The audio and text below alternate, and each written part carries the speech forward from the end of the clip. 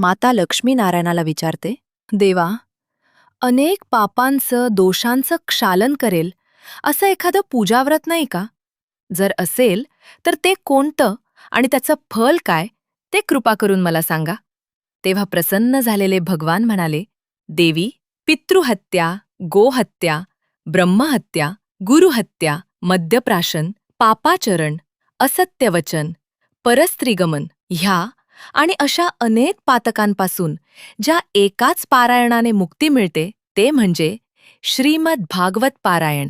याच्या श्रवणाने व मननाने कळत नकळत झालेल्या पापांचा क्षय होतो आणि जीवन पवित्र बनते.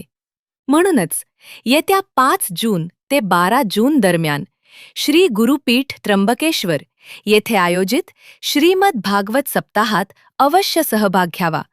पुढे भगवान नारायण म्हणतात, अधिक महिन्यात त्वरित पापमुक्त करणारे श्रेष्ठ कर्म म्हणजे सत्पात्री दान.